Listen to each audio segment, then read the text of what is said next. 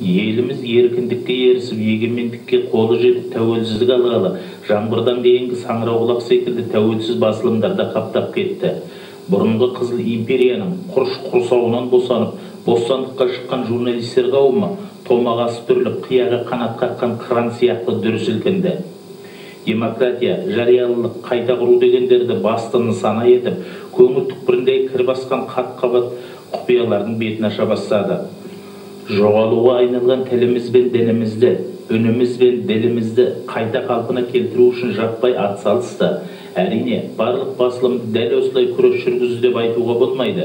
Әсіресе Қазақстандағы орыс тілді басылымдар мен сол тілдің сойылын соғатын дүбәрә шала қазақтардың да қарсылығы аз болмады. Оның үстіне қылышын сүйреген нарықтық экономиканың қатшылығы мен қымбатшылығы келіп килікті. Бұл бұрынғы бюджеттік басылымдарды да, жаңадан дүниеге келген тәуелсіз басылымдарды да тығырыққа тіреді. Қазақ басылымдарының алдында кезек күттірмейтін ұлы міндеттер мен күрделі сынақтар тұрды. Мысалы, олар біріншіден өз халқының, туған тілінің, жоғарыда айтқан қасиетті дінінің тағдырына толғанса, екіншіден тасада тұрып тасататын құйтырқы басылымдарға қарсы күрес жүргізді. Үшіншіден, ең бастысы нарықтық қыспақтан қысылмай, аман қалудың да амалдарын қарастырумен болды. Міне осындай қиын да қыспақты жолдардан ауырдың үсті, жеңілдің астымен өтуді көздейтін басылымдарда дүниеге келіп, жұртшылықты арзан күлкі, оңай олжа, жеңіл жүріске үйір болуды насихаттап жатты. Ежелгі ата-бабаларымыз ешкімнен оқып үйренбеген, тағдырдың санаға құйған салт дәстүр, әдет ғұрып, әдіс тәсілдерін жас ұрпаққа боямалап, безендіріп, көркемдеп, әспеттеп жеткіземін деп шерменде болып жүрген басылымдарда аз емес. Ал бүгін ғана бір жасқа толып отырған республикалық әдеби, мәдени, қоғамдық саяси, ұлттық тәуелсіз үш-қиян апталығының орны өз алдына бір бөлек. Ол өмірге келген алғашқы күннен бастап Мұстафа Шоқайдың ұлт азаттығы, халықты сақтайтын қорған деген сөзін ұран есебінде пайдаланып, ақиқаттың ақ жолын басты нысана етті. Ол Еділ, Жайық, Маңғыстау аймақтарын әңгімелеп, республикалық тәуелсіз газет болғанымен, маңғыстаулықтар үшін тонның ішкі бауында екендігі де шындық. Көбінесе көтеретін мәселелері де ел тағдыры, жер тағдыры, бүгінгі және келер ұрпақ тағдыры екендігі де белгілі. Оны көшеде кездескен қайсы оқырманмен әңгімелессең де айқын аңғаруға болады. Жаңаөзен, Лениншіл Жас Алаш. Маңғыстау басқа облыстық газеттерін оқисыз ба? Жоқ, оқымаймыз. Тек Жаңаөзен көбіне оқитын Жаңаөзен газеті ғой. Қала жаңалықтарын көбіне. Сосын телевизор, телевизорда бәрі айтылып отыр ғой. Мына үш-қиян газетін оқып көрмедіңіз бе? Әзір оқыдым, бір рет оқыдым тек жолға шыққанда. Содан кейін әлі оқыған жоқпын. Әлі оқып көрмедім. Жалпы ұнады ма? Жалпы ұнады, жақсы газет, бәрі айтылады ішінде. Осы егемен Қазақстан, сосын осы өзіміздің облыстық газеттер бар ғой. Орыс тілінде, қазақ тілінде. Сосын қалалық газетіміз бар. Соларды журнал оқуға енді оны көп уақыт табыла бермейді. Сосын газетті қарап шығамыз ғой көргенде. Соның ішінде үш-қиянды алып оқисыз ғой? Үш-қиянды оқимыз. Біз осы өткен жаз болғанда біздің мына мекеме жұмысшылары 350 дана газетке жазылды. Осы үш-қиянды. Үш-қиян газетіне құлагер мекемесінен 350 адам жазылды осы. Соны алып оқып отырмыз. Сол газеттегі көтеріп жатқан проблемалар, мәселелер сізді жалпы қанағаттандыра ма? Ол енді қанағаттанғанда бұл көбіне осы біздің облыстың деңгейіндегі мәселелер жазылады. Оны бүткіл Қазақстан бойынша сондай проблемаларды жазып отырған жақсы ой деп ойлаймын. Кейде жаңағы бір қызу таппенен жазылып қалатын әңгімелер бар ішінде. Ол кейін түзетіп жатады кейбір жерлерде. Сондайларды жібермеу керек. Жаңағы ар жақтың жағына жетіп сол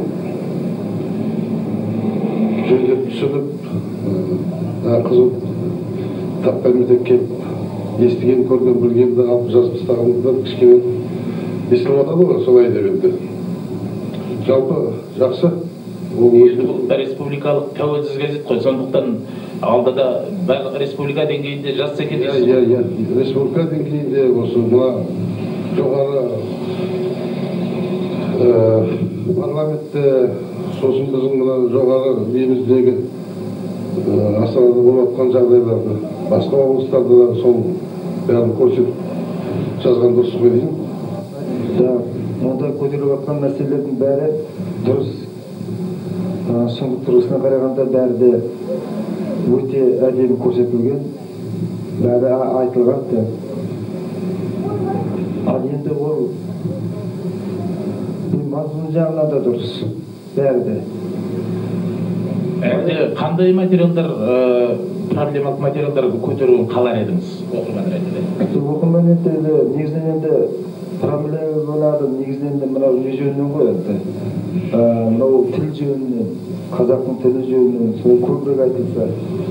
Сосын жерде мына әдеп құру жөнінен мысалға қазақ халқының өзінің. Содан бір көбірек айтылса дейміз ғой.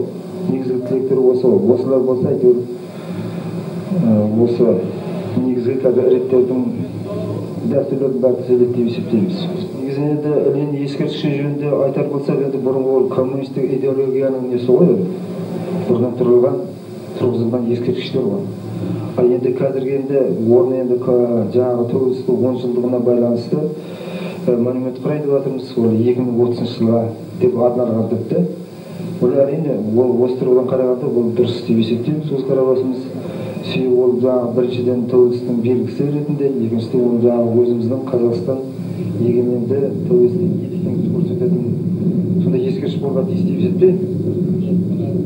Ұлттық тұрғыдан қарағанда, саяси көзқарас тұрғысынан қарағанда осылай болуға тиіс деп есептеймін. Бұл жөнінде мына Шұқиянның бастамасы орынды ғой? Орынды дейді. Орынды. Мен екінші мектепте 6 сыныбын бітірдім. Енді 7-ші классқа өтіп жатырмын. Ал қазір мынау газет журналдар оқып тұрасыздар ма сіздер жалпы? Иә, мен Жас Алаш газетін және Қазақстан әйелдерін оқимын. Жас Алаш газетінде Қытайдан келген апамыз бейнелеген. Ол апамыз өте жақсы билейтін апамыз екен. Соларға қарап жасөспірімдер биді үйреніп жақсылап өнерлерін дамыта алады деп ойлаймын өзім. Мынау Маңғыстау өзіміздің киелі мекен газеттерден қайсысын оқисыздар? Мысалы, Үшқиян бар, мынау Маңғыстау, Адай газеттері шығып жатыр, Жаңаөзен газетіміз бар, мына қалам. Маңғыстау газетін өзім оқимын. Маңғыстау газетінде әртүрлі Маңғыстауда не болып жатқанын және қандай мекемелер құрылып жатқанын, қандай дәрежеге жеткен Маңғыстауын соны бейнелеп, соны әңгімелеп отырады. Мен оны өте жақсы көремін. Оның ішінде әртүрлі мектептен жасөспірімдер таппақтар, әңгімелер жазады, соны бәрін оқып, өзім де сөйтіп таппақтар жазғым келеді. Ал алдағы уақытта жаңа өзіңіз оқып тұрған Жас Алаш, Қазақстан әйелдері газет журналдарында қандай материалдардың әлде де қамтылғанын қалар едіңіз? Бізде жасөспірімдер оны Қазақстан әйелдерін көбі оқымайтын да шығар, кейбіреулер оқитын да шығар, оны біз біле алмаймыз. Мысалы, мен Қазақстан әйелдерін оқимын, мамам да оны жақсы көріп оқиды. Ол жерде әртүрлі әңгімелер жазылады, тамақты қалай пісіріледі, мысалы, қалай өнерпаздар өнерлі болып жатқанын, соны бейнелеп, Алматыда қандай мекемелер құрылып жатқанын, қандай жаңалықтар, оның бәрі сол Қазақстан әйелдерінен оқи аламын. Мына өткен жылдың 4 шілдесінен бастап республикалық тәуелсіз мынау Маңғыстаудан Үшқиян газеті шығып жатыр. Осыны көрдіңіздер ме сіздер? Үшқиян газетін мен шынында айтсам бір рет ғана оқыдым. Ол газет маған ұнады. Сен қайсы газет журналдарды оқисың? Мен көп газет журналдарды оқимын, соның ішінде Үшқиян, жаңағы өзіміздің Маңғыстау газеті, Қазақстан әйелдері, бәрінде орыс жағынан да келе жатқанның бәрін оқып біліп жатырмыз. Бәрі де ұнайды. Осы газеттерді оқи отырып, қазір жастардың кәсібайлығы көп болады деп ойлаймын. Өйткені біздің жаңағы талантты өнерпаздарымыз соның ішінде бейнеленген. Соларды оқи отырып, олар көп нәрсені түсінеді деп ойлаймын. Мен өзім үлкен ниетпен сол журнал газеттерді оқимын. Әлде мына жастар өмірінен тіл, дініміз туралы материалдарды көбірек қамтыса екен деп ойлайсыздар ғой? Иә, сондай әсіресе қазіргі жастарға, қазіргі оқуға байланысты көп болу керек дейміз материалдар сол газеттерде. Сен қайсы газеттерді оқып тұрасың, қарындас? Мен Жас Алаш, Қазақстан әйелдері, Маңғыстау, Үшқиян газеттерін оқимын. Олар өте қызықты. Ол жақта Маңғыстауда не болып жатқанын, осы әр қалаларда не болып жатқандарын жазылады. Осы көп мектептердің бүлдіршіндері жазылады. Өлеңдер, тақпақтар солар өте қызық ол жақта. Үшқиян несімен ұнап қалды сізге? Үшқияңда өзіміздің Маңғыстаудың хабарлары жазылады. Өте қызық, сол ұнап қалды өзі. Әрине, Үшқиян газетінде елдің, жердің, өлкенің экономикалық жағдайларымен бірге жалтақсыз жазылатын әріптестеріміздің батыл қалам тартуларының арқасында көптеген келелі мәселелер әңгіме болып, күрделі проблемалар көтеріліп жүр. Сын материалдардың қорытындыларын мүмкіндігінше тұрақты жариялап баруға тырысатыны қуандырады. Дей тұрғанмен дос жылатып, дұшпан күлдіріп айтады дегендей, әріптес ағайындарымыздың кейде жариялылықтың жөні осылай деп, қызу қандылықпен ысылай материалдарды жариялап жататын барша оқырмандар қолдай бермейтіні анық. Тура биде туған жоқ, туғанды биде иман жоқ деген сөзді жаңылып, қандастардың, жерлес, бауырластардың ашу ызасына жөнсіз тие берудің де кейде орын толмас өкінішке әкеліп соқтыруы мүмкін екенін де естен шығармаған дұрыс. Енді көпшілік анау Айға, Қызық газет дегендерде бір Махаббат деген газеттер бар. Оқып отқанда ар ұятын, қажайтын, тежейтін бірдеңелер. Үшқиян осындай қосымша шығаруын сіз қалайсыз ба, қаламайсыз ба? Жоқ, оларды көрсетпеу керек ондай дегенде.